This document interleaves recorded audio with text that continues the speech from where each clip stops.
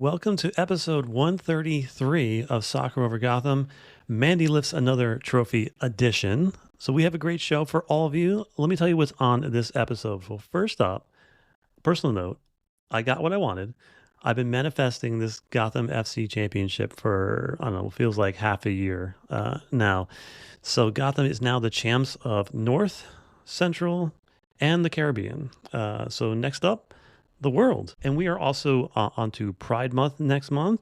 And I know we say this every year, but this time, and like we really mean it, our LGBTQ plus friends are really under attack this year. So we do have to do everything we can to amplify their voices and protect them as much as we possibly can. So one way to do that is to join the Pride Raiser, which the Cloud9 supporter group does. We'll talk about that in a minute. It's super important, and always everybody should join in on that. We're going to have a lot of fun in this episode. It's not every day that your favorite club gets to win a trophy, and does so in, I think, the funniest, most New York sports way possible. We also have a fan vote for Hero of the Month to discuss, a hashtag Once Gotham retirement to discuss. Then we will preview Gotham FC's next matchup. It's a big one, KC at home on Pride Night. So, Jenna, how are you? I'm good. Happy to be here. So fun to cover a team winning a trophy, although I did not love that game started at 10 p.m. because I was tired. And I wanted to get like a quick reaction piece out on my Substack. So didn't get a lot of sleep that night, but it was really cool to see. Really, really cool. Yeah, absolutely. So, everybody follow us on Instagram, Twitter, Threads, Blue Sky, YouTube, mostly YouTube, because we're building up our army there. So like us, subscribe, everything you can there. Okay, so Pride Raiser. Every year, Gotham FC's supporter group, Cloud9, does the Pride Raiser event, and basically you find them at Cloud9 Goth on all these social media channels. They're promoting it everywhere. Sign up, and essentially you donate money every time Gotham scores a goal. Now, it's been funny because some years Gotham doesn't score many goals at all, and then sometimes they score a lot of goals. So we're hoping that this means Gotham's going to score a lot of goals in June. So sign up, find them, and do it. It goes to, I believe, the Ali Forney Center, which is an amazing organization that definitely helps LGBTQ plus youths. So, Jenna, any thoughts on coming up on Pride Month right now? Yeah, I mean, it's like you said, this year more than ever, it's important for us to acknowledge Pride and to let everyone know that, we are here for you, and as a gay person myself, it's definitely very important to me to acknowledge and celebrate Pride and my friends, and especially our trans siblings. And, I think Gotham in particular has done a very good job over the years of not only acknowledging but celebrating Pride. Not every team used to hold Pride matches. I think 2021 or 2022 was the first year that every team in the league held a Pride match. So it used to not be the norm, but Gotham was always one of the teams that did it. So definitely kudos to them on that. And come on, Sarah, let's score some goals so we can get that Pride Raiser going. Absolutely. So on a personal note, big fan of the Liberty. They are 4-0 right now. They're rolling teams. Oh yeah, that last game against the Golden State Valkyries was a fun one. Not for Golden State. No, and like when a team wins a championship, like they can rest on their laurels and come back with the same exact team and not have good success, right? Even teams that win championships need to evolve, and Gotham's a team that is trying to balance that, winning a championship and retooling the roster, getting better, and growing the roster. Liberty have done that. They kept their core, and they brought in Natasha Cloud, who's Cloud. Oh. Yeah. She's winning like all the awards right now. She's killing it. And I'm doing a WNBA fantasy with some of my friends, and I drafted her, and best draft day decision. Oh, she's been killing it for me. Yeah. So go Liberty. They're killing it. They're fun. Go watch them. Yes. On to Gotham. We have Hero of the Month of May, and it's been an interesting month. We had Esther, Sonnett, Shapansky, and Howell as the choices. Sonnett won at 61%. I guess it's not how you start, it's how you finish, and she finished in the funniest way, which we'll get to. But just your thoughts.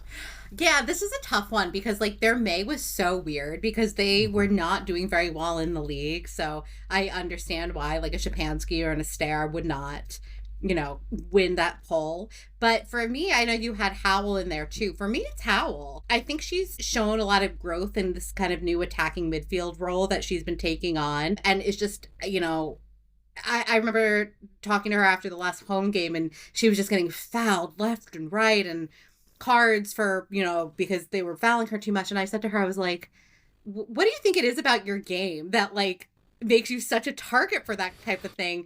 And how do you keep your cool? And she was like, well, I don't keep my cool, which was very funny. But she knows, she's controlling that midfield. She's breaking up plays. She's cutting through. And so for me, I think it's her. Even though Emily Sonnett is just a world-class defender doing what Emily Sonnett does. So she's always going to be like up there for me as well. But I think for May, I'm going to give it to Howell just because I really like the way her game has been developing and what she's been doing in Gotham's midfield. Yeah, I got Howell, but I also got a shout out to, I think Berger had a really good month. Jace looked impressive. I think she's finally like finding her form here at Yes. Gotham, looking She great. looked great at the final. Yeah, awesome. Torres had an excellent month, and Yes. we'll talk about her getting starts over Neely Martin in this tournament, which is interesting. Carter and Freeman as well, I think, had a good month of May, so good on them. But let's jump to this game, Jenna. This is interesting. Gotham rolls out the same lineup two games in a row. It is tournament mode for Gotham. Yeah. He does Yeah. seem to do that, doesn't he? Oh yeah. Yeah. Yes, he does when he gets his 11 that he likes for a particular thing. That's the 11. Hmm. And there's pluses and minuses to that for sure. Yeah.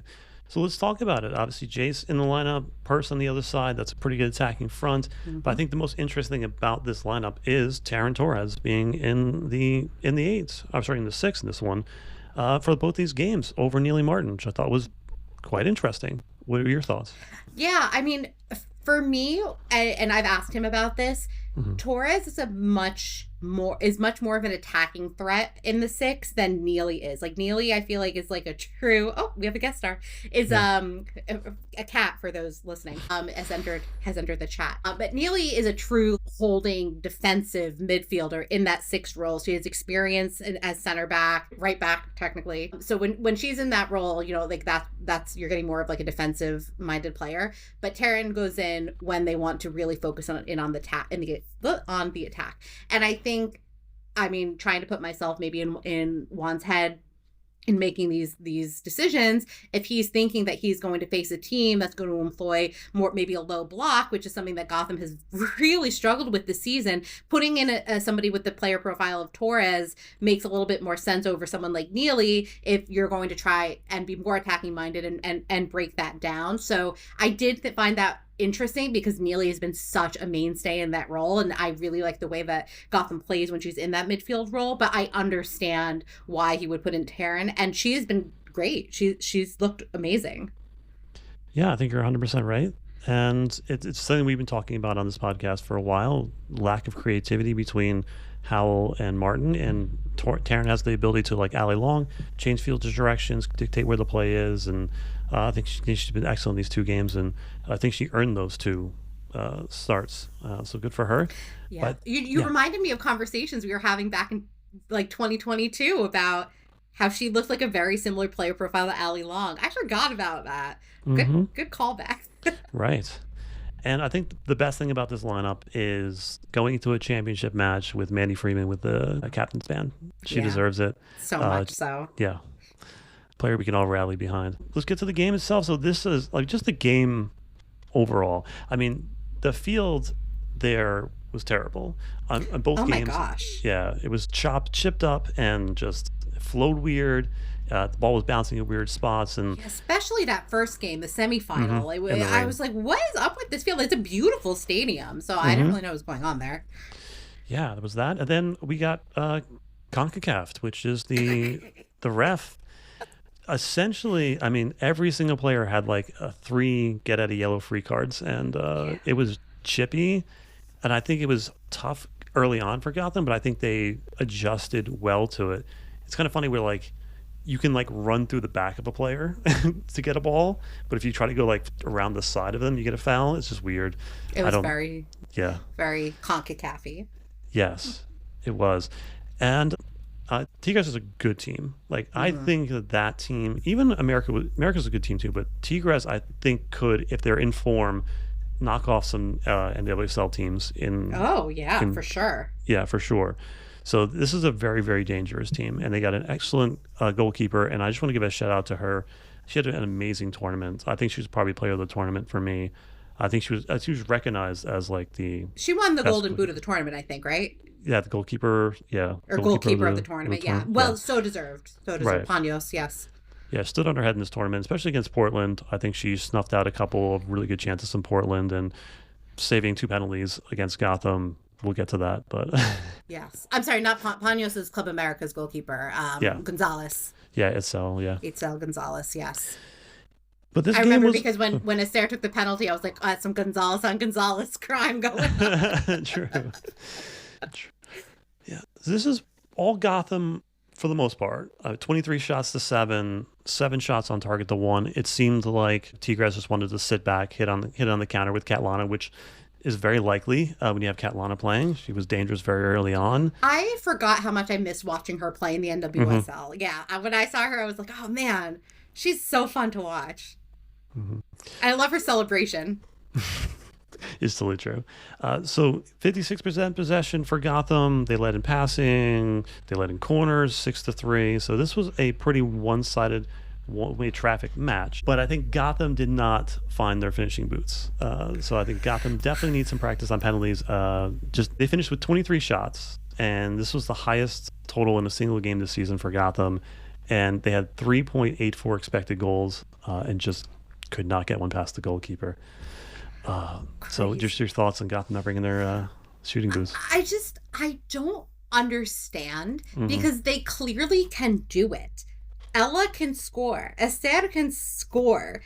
Midge can score. Jay's like these players have all scored. So, and I don't understand like what happens in those moments when they're in front of net, that like they get into these weird slumps. Like I truly don't understand. And the penalty thing, to me, it's so funny because when they were going to take the first penalty and I was like, oh my God, who's going to step up? And I was like, I don't even know if I could pick who I would pick, because in the past I actually would have picked Jenna Neiswanger because her penalties were like, Midge was actually a fairly good penalty. Yeah, that was just an amazing save. It was the goalkeeper. I mean, Yeah. she guessed right, angled right. Like I was just like, and then I was, oh my gosh, I felt so bad for them. I would appreciate the effort, but yeah, got to communicate. Yeah, that was tough. That was a tough one. So I don't know. Yeah, I mean, I think that the goalkeeper, like you said, like had a great game. I mean, sometimes that just happens. And the stairs, she's had the same penalty, I think, the past like 3 times. It just went to different sides. It's right at the height where goalkeeper can make a save on it, and it's just not a good penalty. You know, considering how many goals she scored in her career, I expect better on that. But I love that she finishes off the rebound and acts like that was meant to happen, that she planned for that. I meant to do that. Yeah. But she doesn't care. It's the back of the net. Exactly. Gotham rolls on. Then let's talk about how we got to that second penalty, because it is the funniest thing I've ever seen. All right, so it really is the funniest thing I've ever seen. Yeah, the legend of Emily Sonnett, complete shithousery for just she. How do you describe this? I think she forces. I've described this already several times. So this is how I do it. So basically, I will say that the Tigres player did have her arm wrapped around her too much, which allowed Emily to sort of roll into her and kick her feet up and almost force the Tigres player to look like she was like WWE dropping her onto the ground. It was brilliant, shithousery, hilarity, and then the ref was hilarious too when she was like hugging herself and then like pointing to this. It's like But kudos to Emily Sonnett. She was born in the fires of Concacaf, and she knew Mhm. exactly what to do, and she made a penalty out of nothing, and that is how Gotham won the game. Yeah, the player did have her arm around Emily, which is fine, but like Emily just kind of like climbed up on her and just laid on her, so So she had to like funny. drop her down.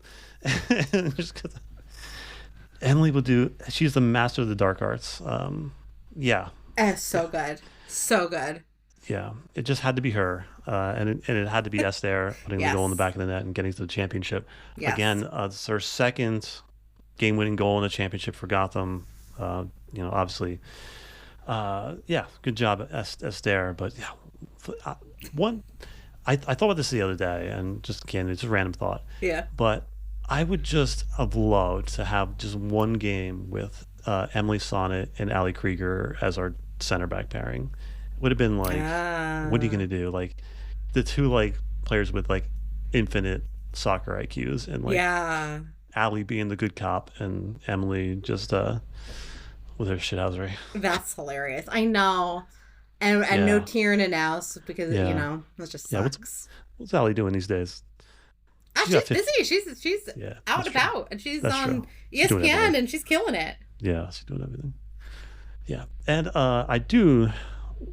I, what this tournament does, it kind of exposes these players to the rest of the world, Hmm. and you get to see other nations and other teams, and you get to see their players and how good they really are. And obviously, we know Avali from the World Cup and things like that, but she shined in these two games, and I don't know. I don't think Gotham has a wide left player. They got an international spot open and some cash. Go for her in the summer window. Come on, make it happen. Yeah, that'd be Yeah, cool. it would be. So, any player notes you want to talk about? Um, like you mentioned earlier, Jace looked really good. Hmm. Definitely, if I think getting back, um, you know, to her old self after dealing with an injury, and not only that, but fitting better into Gotham's system. I think having her and Midge out wide is like so fun, and with a Hmm. stare at the nine. Um, Juan, if you're listening, keep a stare at the nine. I hate when she's in the 10. Yes, agree. Like she does such a good job of dropping back to defend, which is kind of like what Lynn would do a lot. But it just the team looks different when they do that. It just looks so different. And I'm not a coach. No one should hire me to be a coach.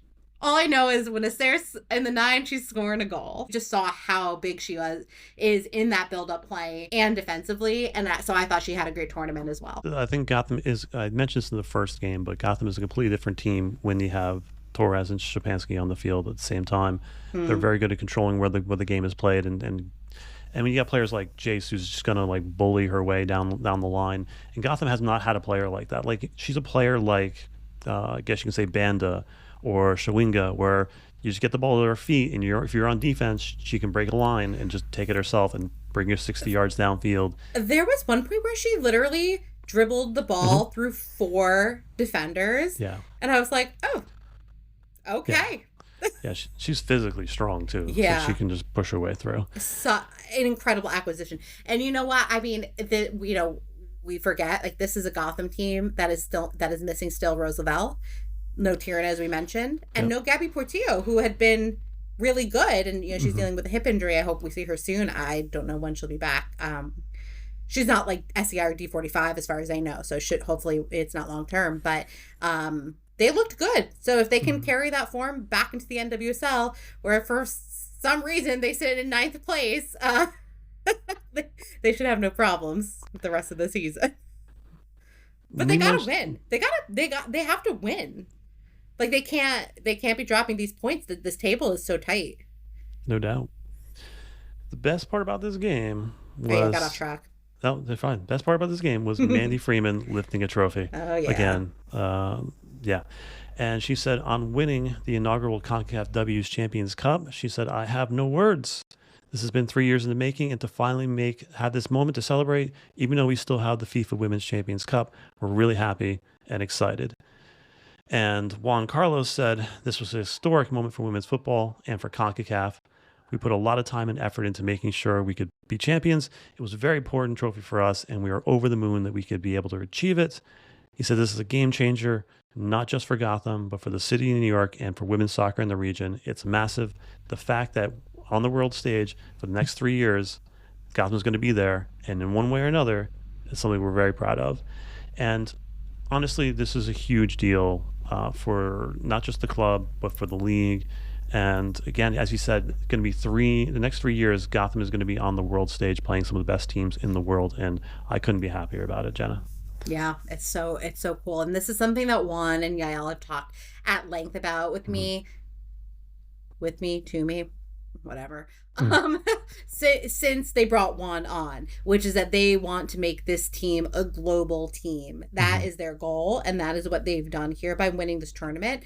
I mean, it's a little crazy to me how it works with the timeline. And this is not just like this tournament. This happens in like other tournaments, men's, women's, like all around the world, where, okay, so Gotham qualified for this final by winning the championship in 2023. They played the first half of the tournament in 2024. And then 6 months later, in a completely new season, played the semifinal and final. And now they're in this, like, these two separate, like, competitions, one in 2026 and one in 2027 and 2028, I believe, based on this win, which technically started in 2023. So it makes no sense, but this is their goal. This is what they wanted, and they earned it. They did it. So it's awesome. Indeed. So a hero of the match, fans put Sonnett at 39%, 28% was everyone, 31% Esther, and Jace was only 2%. Just your thoughts on hero of the match? I mean, it's got to be Sonnett for earning that penalty. I mean, she literally created that moment out of actually nothing. It was pure brilliance, and and that was it. So yeah, Sonnett, 100%. 100% agree. So, what does this mean for Gotham to win this tournament? Again, we talked about being on the world stage for the next 3 years. But this tournament gets a little bit tighter. It's only 6 teams left in this tournament. And we are looking at, looks to be Gotham is going to play the winner of South America and get with the CONMEBOL tournament. The winner plays us. And then we go on to play the winners of Europe and Asia and Africa. It's just amazing to be on the stage. And look at some of the teams that Gotham could be playing. Arsenal qualified, which is awesome. You get to see Jenna. Hopefully, you get to see Jenna Neiswanger. Maybe we'll see her eventually. But it's just an amazing tournament to be a part of, and they qualify for this tournament next year, and they also qualify for the Club World Cup in 2028. So again, it's a huge deal, and I just can't wait for them. And it's a huge deal because this is how you recruit the best players. You say, hey, we're playing in this FIFA thing.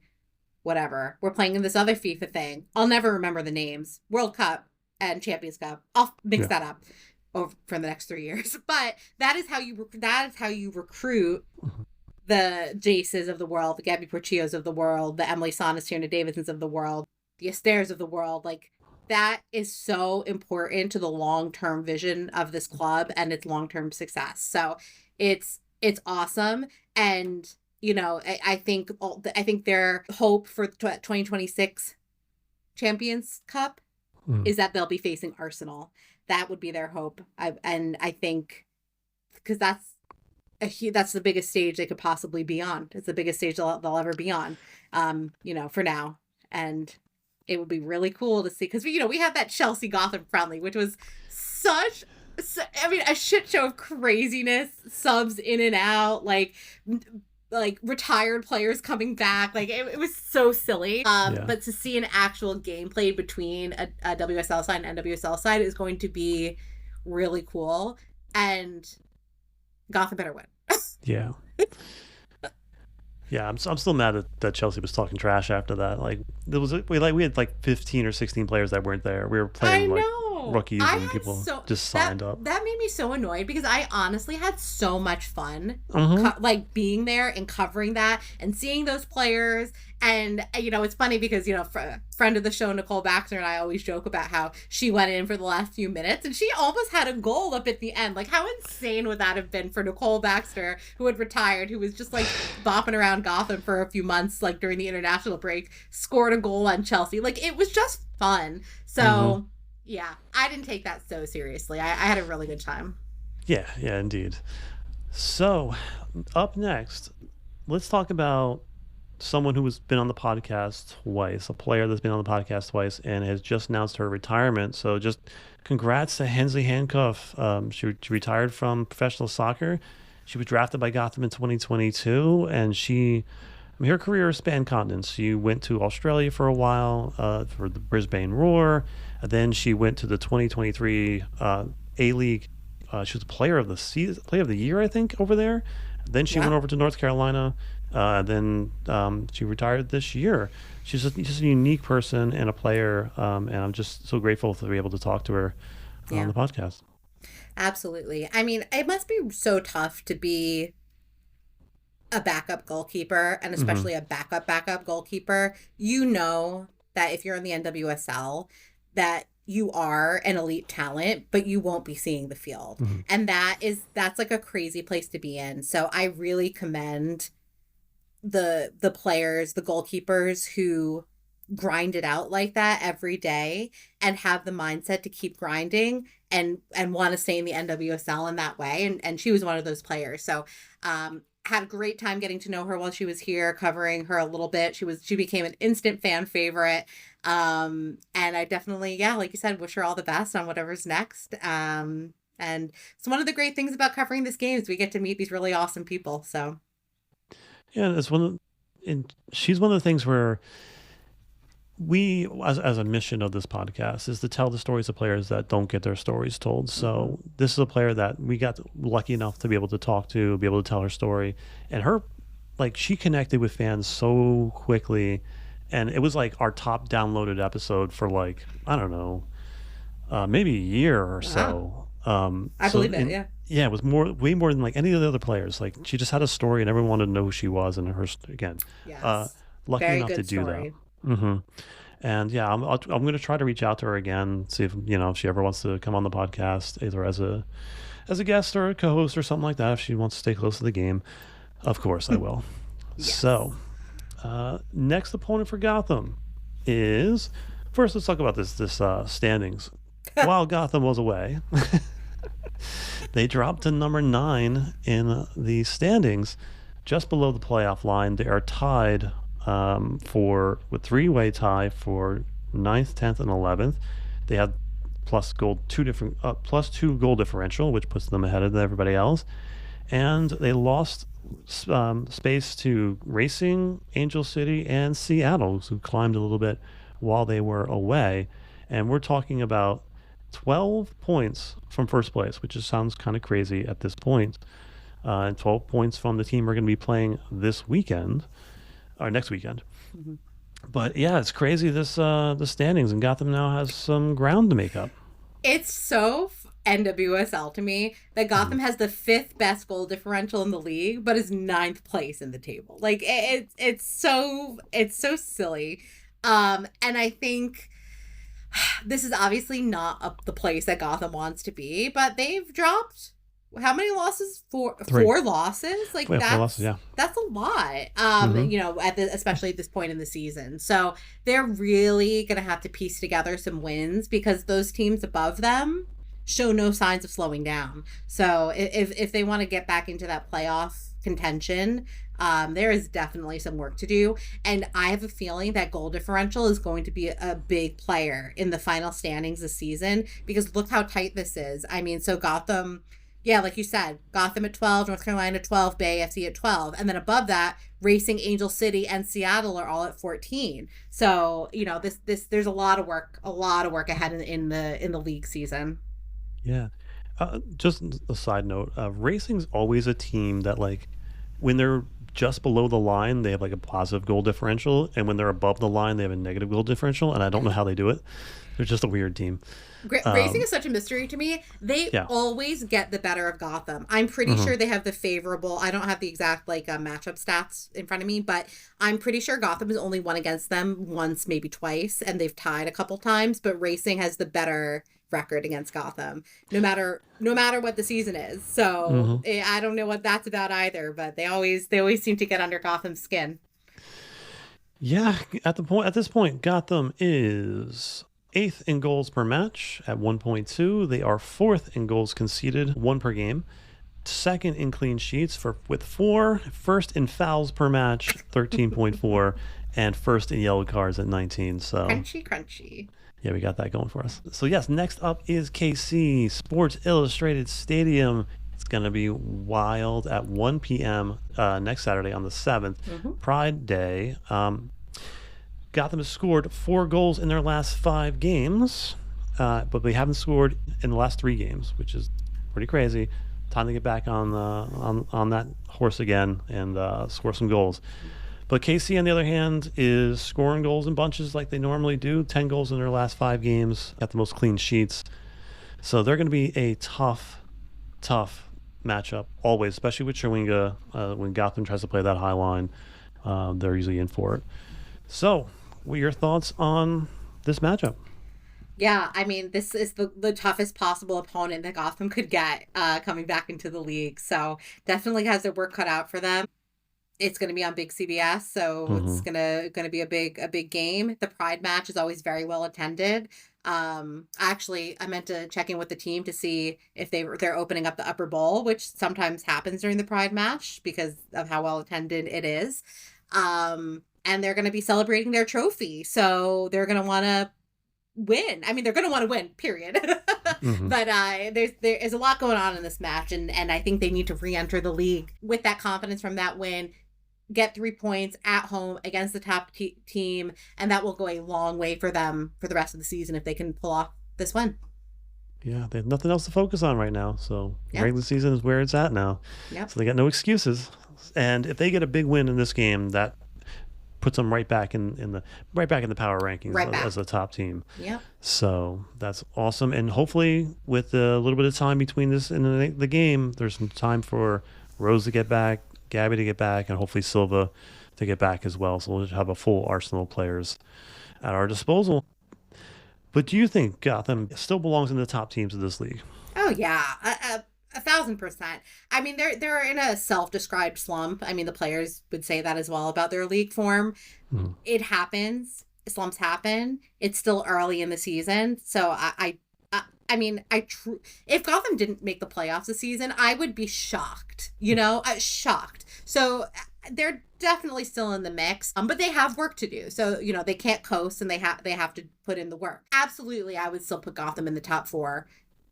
100%. Although San Diego's looking pretty good this year, so I might put them, in the top 5 right now.